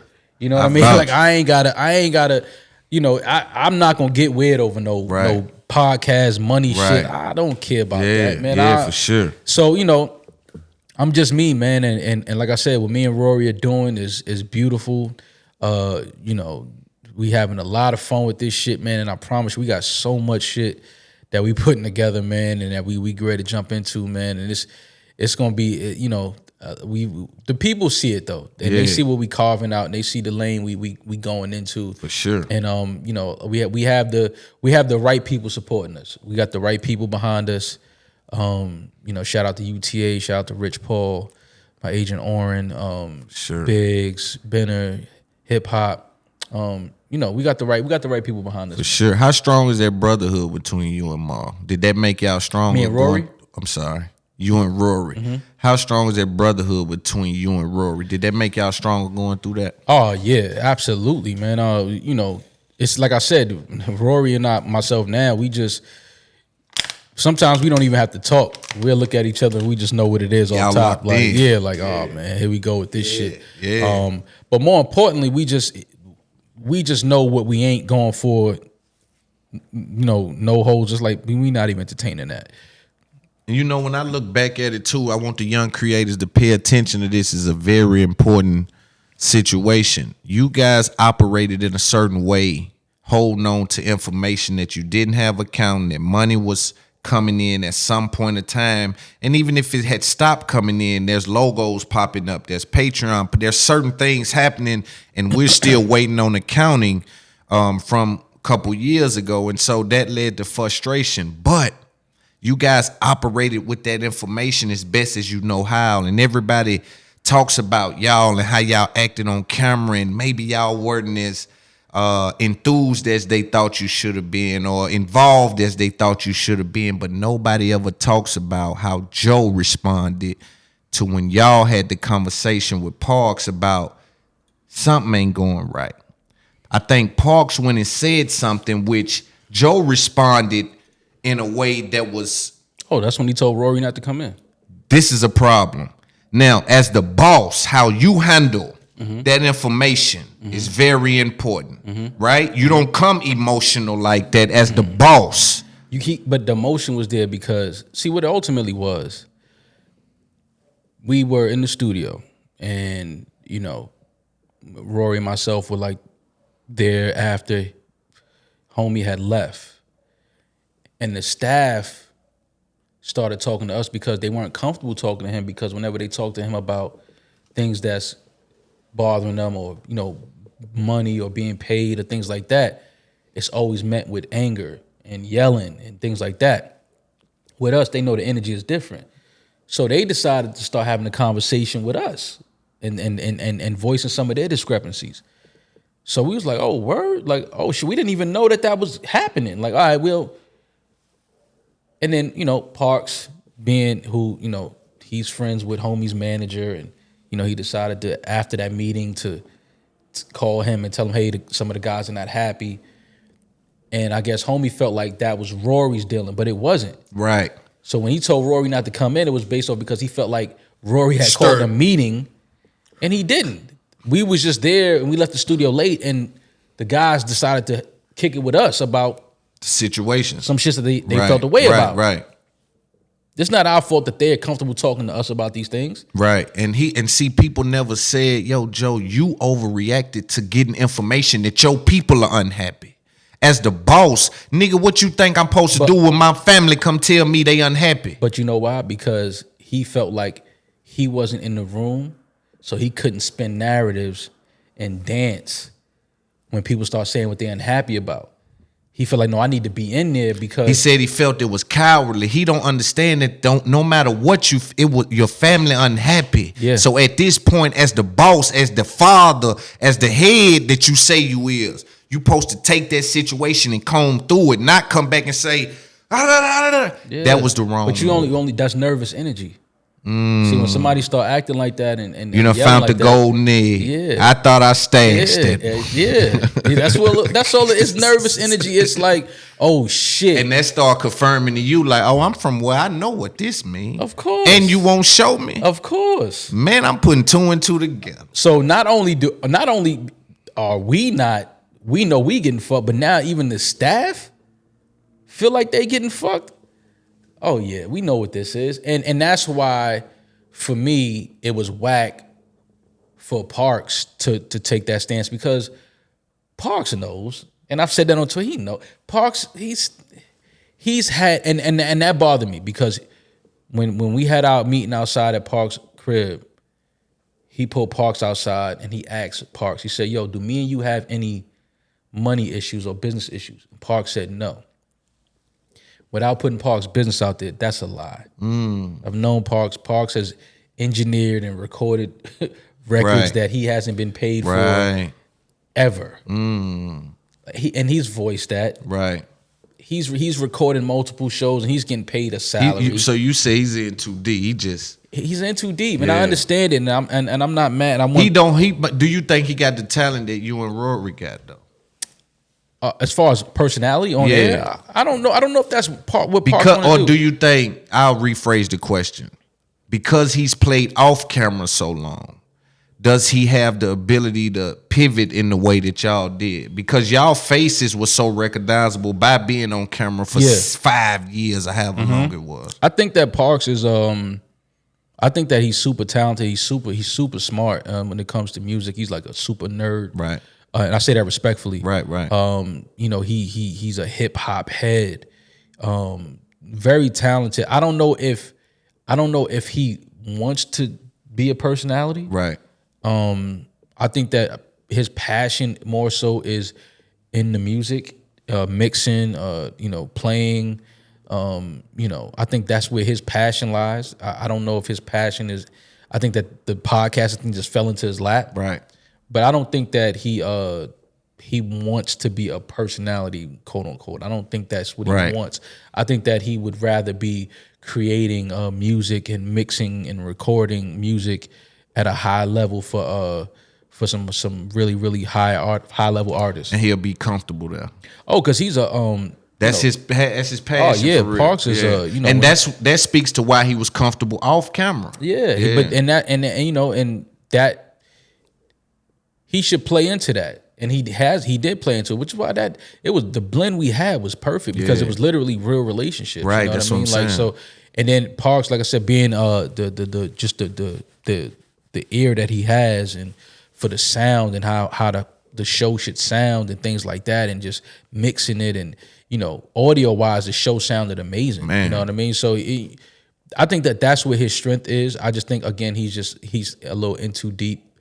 Personally and business wise right now with everything, that he can't really voice his frustrations and things like that. But he's married now. Congrats. I didn't speak to them since that day. I haven't spoken to anybody over there. So congrats to him. Right. And again, I want to be very clear. It's no beef with anybody. For sure. There. You know what I mean?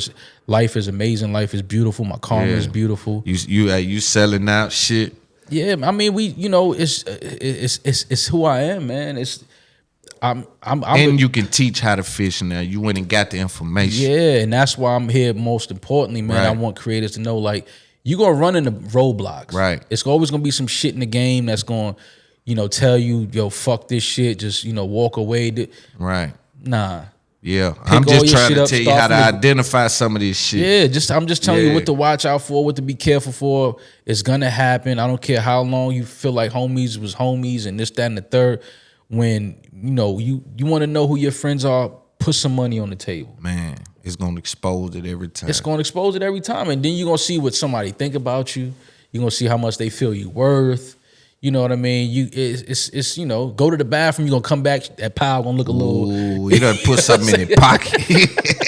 It's crazy, man. It's like you start seeing shit. You like, damn, I thought these was the homies, and that's life. That's just a life lesson. That's why I said, it's no hard feelings do towards nobody. you ever see y'all making up? Nah.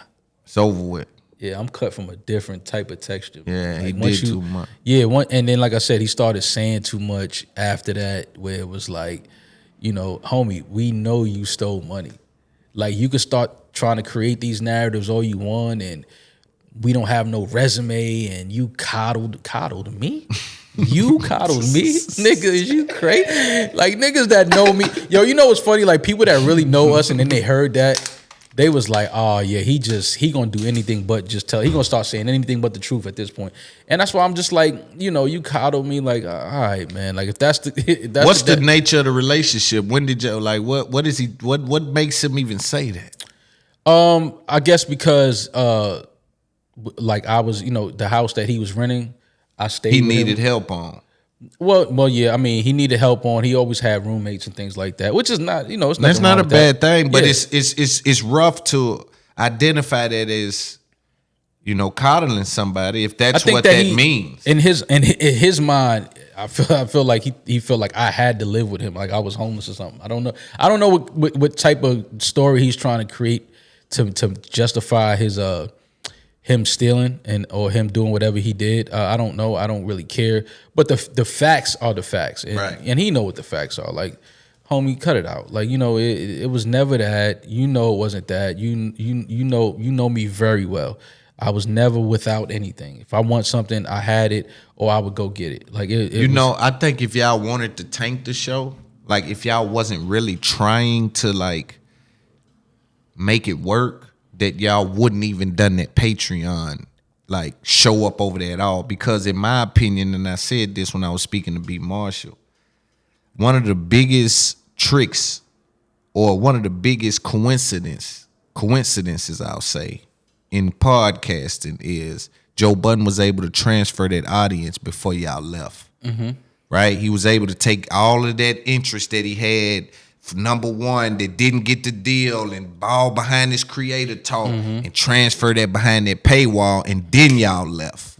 Now, granted, when y'all left, I imagine some of the people left too. Yeah. But he was some of those people stayed to be nosy, that just stayed anyway. Yeah. Like, so he was able to, that transfer of that audience was so fucking important. Why didn't, well, I guess because y'all wasn't trying to take the show. How many episodes did y'all do on Patreon? Maybe 2, 1?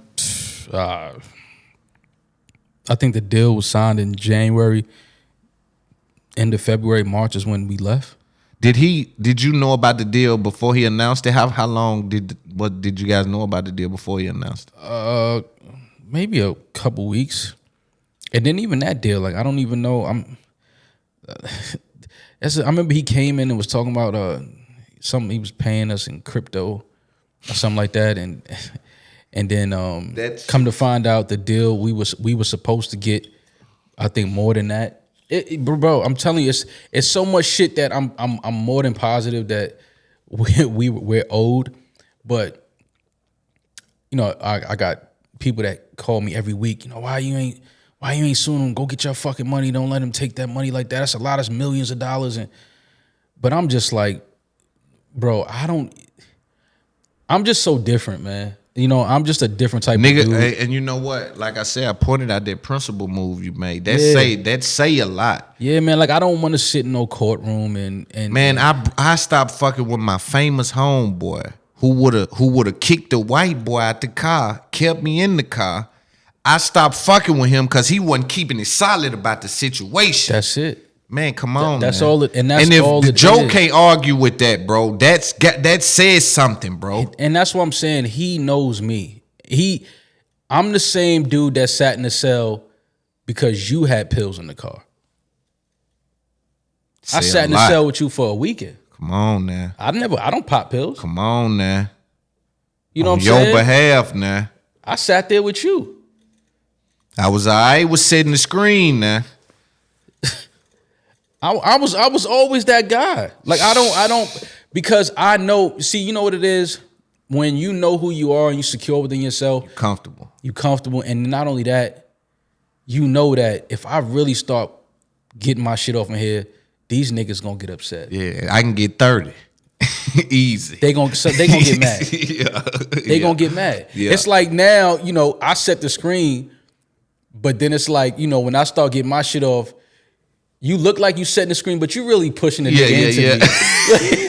It's like you really pushing that nigga into me. So for sure. I'm still getting off, but it's like you ain't really setting no screen. And I'm on to you. Yeah. As I'm still I'm still knocking them down. I see you, and this is like, so, you know, you got to be very, and that's to these creatives, man. Right. You got to be very careful of how much you show and when you show it, because when people see what you really got, they'll close them doors, man. For sure. And that's what I find, like, even with somebody like Joe, I know everybody around Joe, and all them people, they say, you know, man, I'm gonna tell it, man, I'm like, yo, I don't see him shed light on anything that he doesn't benefit from, right? So I don't see him shedding. Even I tell you what I heard him say one time. He said he went to a dinner with a creator, and the creator asked him, how do I get ads? And he said, you want me to tell you how to get ads, and I done spent all my life doing this, and you want me to just pass you the information? And I'm like, yeah, that's what the big homie's supposed to do. Right? So what happens he ain't is, no big homie. That's what I'm saying. And it hurts. It hurts the young creators because he talked so much creator talk. You see what I'm saying? It's all talk. You know. Right. Now, you know, I think, you know, like I said, he has this unique, I'll give him this. He has this unique ability to take his friends or do a podcast amongst his friends that translates good on camera. I'm not sure if everyone can do that, right? Mm-hmm. I think that what he's doing now is different than what he did then. Mm-hmm. I think that when I look at the show that he has now, mm-hmm. if you said you don't watch it at all. No. Damn, I was gonna ask you, do you even think that them dudes are good at pod? Do you think? I mean, I know those dudes. I know Ice is you know, he's in tune with a lot of the music, a lot of the new music that's out here with the younger generation. He's always been that dude. He's always been the music dude that just listen to every guy's. But just because you know music don't mean you can pod. No, that's true. But Ish is he's a smart guy. Yeah, he's well spoken. He's articulate. You know, I think that what he's trying to do is recreate the fact that there's a lot of years there, a lot of history amongst them. So you're reaching for that, trying to reach for that, which is important in podcasting, having the chemistry, having a real relationship with people. That helps. I just think that they kind of like, I know Ish more than anybody's looking at them a little funny. Yeah. You know what I mean? He don't bow down to him. I'll give him that. Oh yeah, no, because Ish is he's very strong, opinionated. He's an opinionated guy, right? But I think more importantly, I think that, you know, Ish has a history with him as well, where it's like, he got some. I'm watching you. Yeah, I'm watching you. Like I know, because if you did it to Maul, yeah, you would definitely do it, or you gonna try to do it with me, right? And it's gonna happen. A zebra can't change his stripes, man. A player can't change his game in the ninth inning. Ooh. You know what I mean? It's just a matter of. Ooh. I think the only reason why it hasn't happened yet, it'd be too obvious. You know what I mean? So it's going to drag out a little longer because it'll be too obvious at this point. But it's going to happen. It's going to happen. I'm already hearing things. You know what I mean? I'm already hearing what he was trying to pay those guys to go on tour. I'm already hearing. What happened to that? That tour went away. I don't know, man. That tour went the fuck away. I know that I bought tickets. They sent me my money back. Yeah, I don't know, man. You know, like I said, I don't know what's going on over there. It's Rory and Maul For sure. over here. I'm coming to the show tomorrow too, man. Man, pull up, man. I can't wait to get fun, down man. there, We're gonna have fun, man. Listen, that's the beauty about this thing, man. We moving around and we trying to just, like I said, you know, you DM me. For sure. I've been watching you. I've been seeing what you was doing. I loved your episode with Lil Baby. That's Appreciate a dude that that. I'm super proud of. I came out here when he shot the video with St. John. Yeah. For Trap. And I told the homies back in New York, I said that nigga's official, man. I like the way Lil Baby move. I said he's official. I said them niggas was inside that motherfucking truck. They ain't get out until it was time to get on set. Yeah. I said, yeah, them niggas is moving right. For sure. But seeing his documentary, Yeah. and then the interview with you and a few other interviews that I heard, I fuck with him, man, because you could just tell his again, you know, morals, integrity, and he always on the right side of, man. You know, it's family. You know, he put me in a hell of a position. You know, to roll out that album with me, #1 album in the world at the time. It's like reaching and giving me that look, right? It's like, man, look, that shit you doing, we got to turn that up. Yeah. And what's been happening is the coach is doing that, and that's so important, man. It's like, damn, all right, so now. You know, I always tell P and Baby, like, I'm in debt with them for that. Just on the strength of, they could have went anywhere in the world, man. Dude can go anywhere in the world, man. Not only did they do that, they called me and said, put that motherfucker out first. Like days before we even start doing media. Yeah. You know what I'm saying? All of that's so important. You know what I'm Absolutely. saying? I'm like, damn, man, these are some real solid. But you see, that goes back to what I'm saying. People are trying to make it seem like that's impossible or that's too hard to do. It's not. No. This is coming from the dude that got the #1 album. That's what I'm saying. And he giving you that look and saying, put it out first. I want that to be the first look. You see how simple that is? Man. But when somebody want to do it, they gonna do it. They gonna do it. Right. That's why and we'll get the companies and we'll get off all of that. Just get into business and companies and shit. That's why some of these companies, they try to say certain things like, you be like, yo, you got to have a budget. Like, we need some money. But some of these companies, you know, they'll want to participate and not really act like they don't have a budget. Well, the company can't find no money. Well, we really don't know. Listen, if this was Jay-Z in front of you, you'll find some money.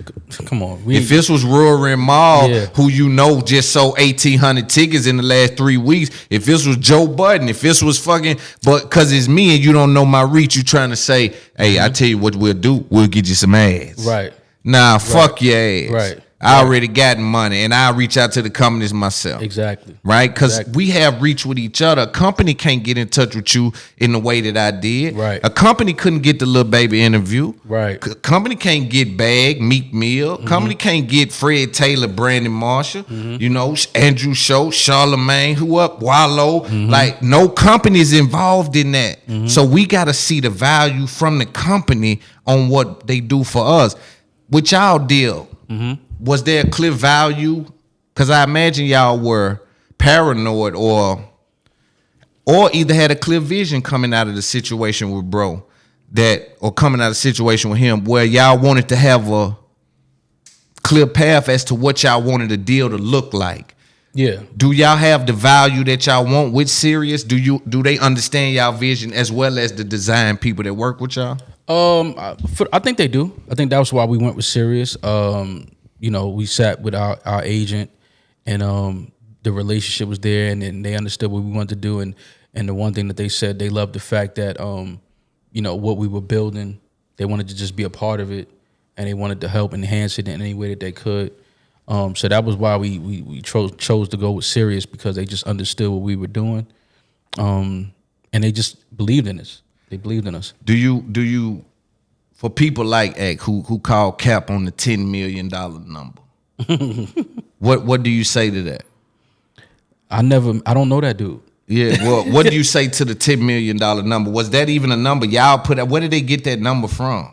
So I think that an announced number or reported number somewhere? Did you hear that number? I think what happened was my brother Biggs, he had he posted a tweet when we had a photo shoot and an interview we did went out, and the picture, we were smiling, we were laughing, and I think Biggs his thing was this is what a fresh $10 million looked like.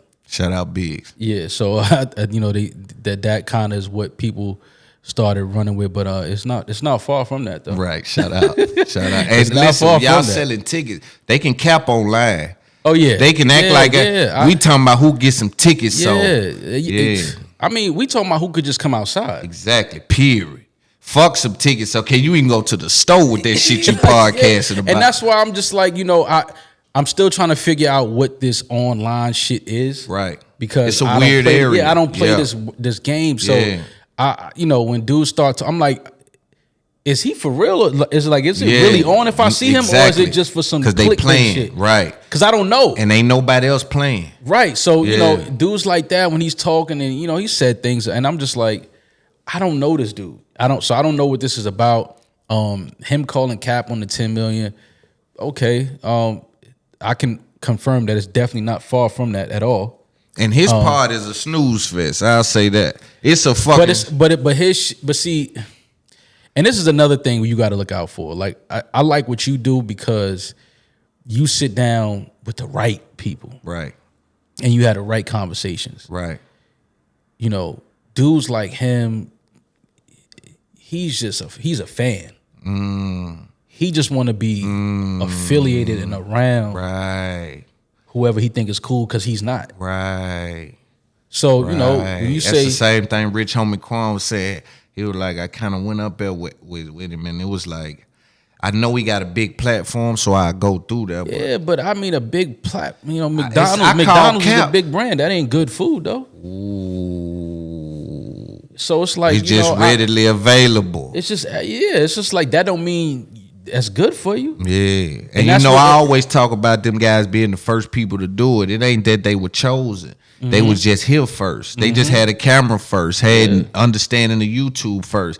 And so they're familiar to people.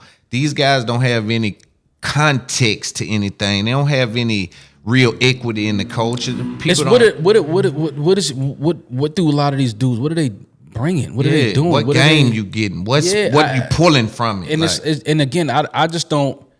I don't like when motherfuckers sit down and bring a lot of negative shit into the mix. Right. Police and death and because we come from that, man, and that ain't nothing to play with. That ain't nothing to try to throw fuel on that fire because it's that it's just not.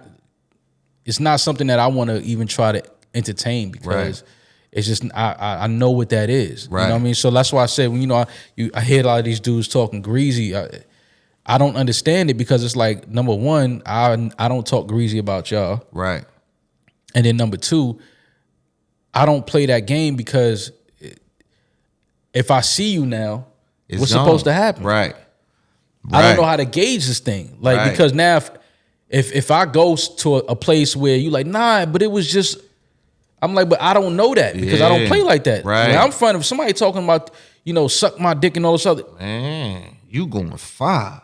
It's like, bro, but see, there's an old saying that people who've never tasted war always want to get it going. Yeah. See, they ain't never had to deal with the results of that. Exactly. They ain't never had to lay in that bed. Exactly. So they instantly want to, man, like I was just seeing they put rappers against each other and it be so much shit. I'd be like, yo, they can go to war, man. People somebody could dying. die behind us, yeah. Yeah, you at the house. And you playing games. On Twitch 10 hours a day. You playing.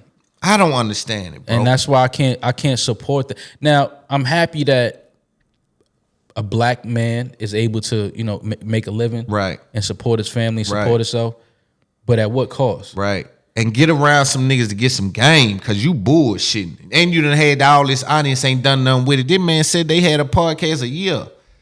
Granted, they had a brand moving into it, but they on tour already. Been in the UK, probably done sold X amount of shirts, this amount of product, on this amount of people on Patreon. They're, like it's shit happening. Here you is where the audience ain't done nothing with it in 7 years, just sitting there on Twitch, drunk. And still can't come outside. Partying in the industry building process. Yeah. This is a new industry. Billionaires will be created. Right. These niggas getting drunk. Right.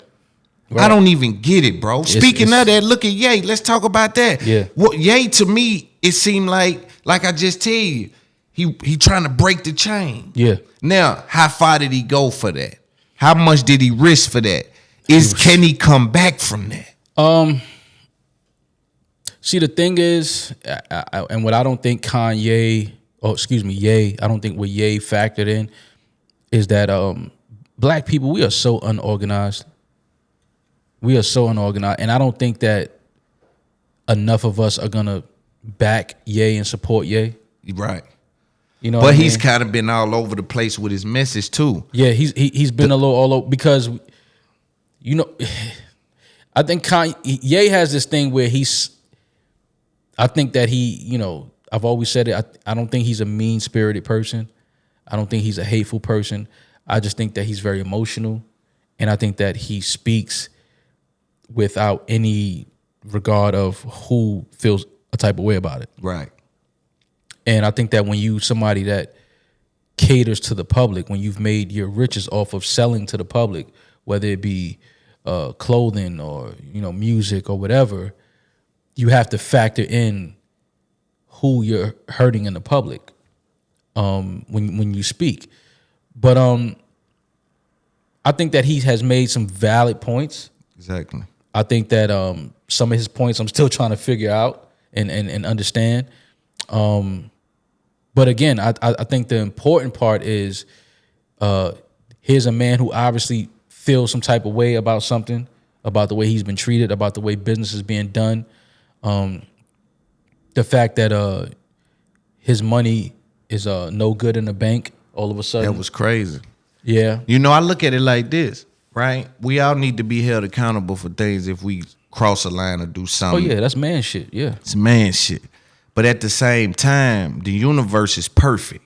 Mm-hmm. So while they're canceling Kanye for being anti-Semitic and saying things that he shouldn't have said in the eyes of those people that been through those things, we on the other side saying, but on Twitter, the word nigga usage is up 5,000% and ain't nobody in the uproar. Right. So where does language matter? Mm-hmm.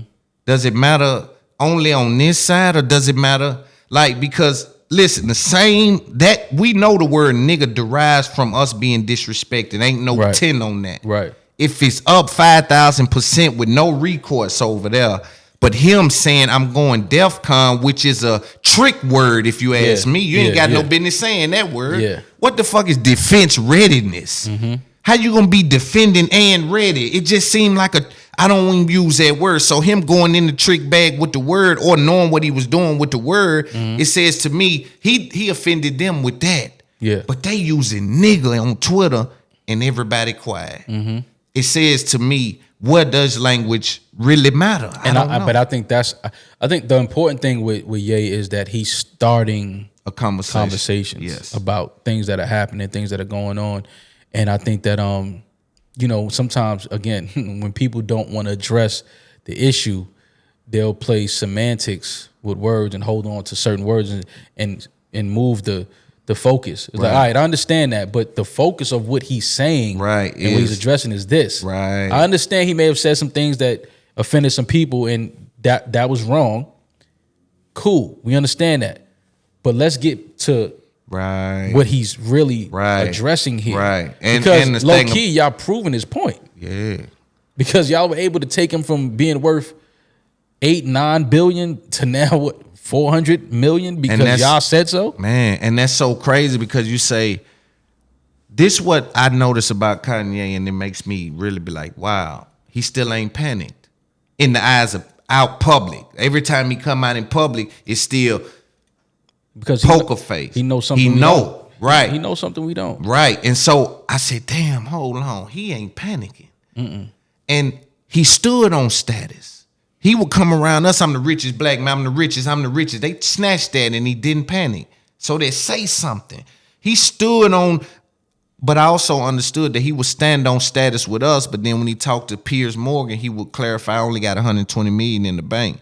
So he understood what he was doing when he was braggadocious and stood on that status. But by him not panicking says he has a plan. Mm-hmm. I don't know the plan. I think he's trying to break the chain. But I'm not understanding even speaking of deals, Adidas is saying that they're going to sell his shoe and not pay him. He says in the contract, he's still supposed to get a reduced rate. Mm-hmm. They're going to ignore the contract. Because they can. But see, this is what I'm saying. It's, you know, it's bigger conversations to have. And that's what I think the ultimate thing of him doing all of this is just to start having these conversations about control and who has the control and who has the power and who are the creatives and who are the geniuses. And, you know, we need to change some things, you know what I mean? Like, if we able to have all this influence and all of this creative control around the world and all the influence on culture, we should be, you know, paid for it. We should have more ownership of it. We should have more rights to it. And I think that's the ultimate gist of his whole rant, and the thing that he's on right now is just, you know, he's just trying to wake people up to that. Like, just because they give you $100 million, $200 million to play this sport, you really generated $6 billion. Right. And Farrakhan made a good point, said, yo, when they say you're a billionaire, you don't even see that money. They give you a whole bunch of money you can't touch. Yeah. So they can take it like that. Right. They can just press a button and then you 300 million. They can just take it. Yeah. That shit is wild, man. It's wicked, man. When you really think about it, it's you know, again, that's, you know, that's a little further up the pole. Right. Like, we ain't there yet. But we coming though. Oh no, for sure. Yeah. And I love the fact that just these conversations are starting. Yeah. Because why not? Let's, you know, and again, you know, when people don't want to have certain conversations, it's because certain truths shall be revealed. Right. You know, but when you're on the side of the truth, you want to have those conversations. You want to say, yo, let's have them on your camera. Let's have it. In front of your people, on your side of the street. Let's have it, and then let's make it right. Right. And let's grab the information out of it, because we are leading we leading. Let's learn from it. Like, I understand I'm leading. That's why when I had these conversations, I have them from that perspective, because I know I was on the other side when he was saying Spotify don't want, I'm like screaming at the screen like, them niggas want to be paid. Yeah. Mm-hmm. Like I say, you could be screaming at your mother about something and your girlfriend say, ain't no way I'm marrying him. Right.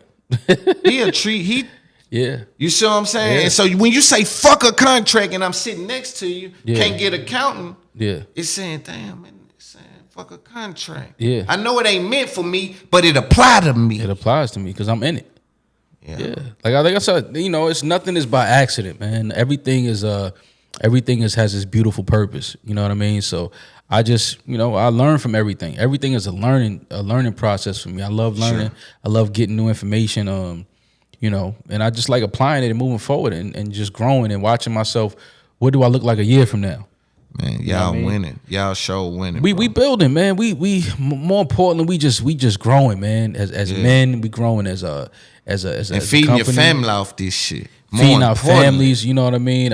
You know, just doing things we never thought we would do. You know, I never thought that people would be waiting for me in London. Yeah, you know what I mean. Like, I'm a nigga from uptown New York, man. Like, go talk. Yeah, like I just, you know, it's a humbling experience, man. A beautiful experience. But you know, it's just part of what I always knew.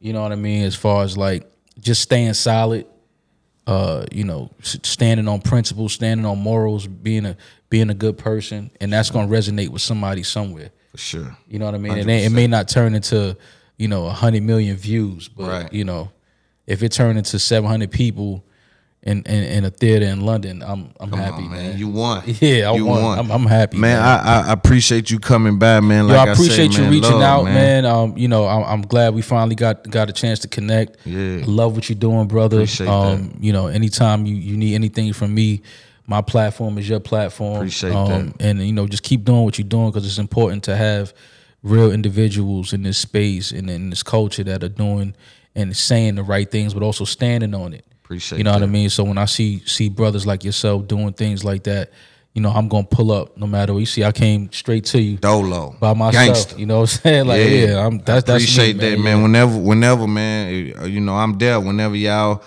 The show. You coming out tomorrow, man. We're going to have some fun tomorrow. For sure, 100%, man. I appreciate you coming out, man. Yes, sir. The Experience Podcast. Do something with that game. Let's get it. Yo, what up? It's Big Loon. It's the Experience Podcast. Tune in. Let's get it. Hey, it's your boy Loon from Up That Podcast. Thank you for watching the video you just watched, and make sure you subscribe by hitting the button you see on the screen, or go to the next video by hitting this right here you see on the screen. Biggest Update Podcast.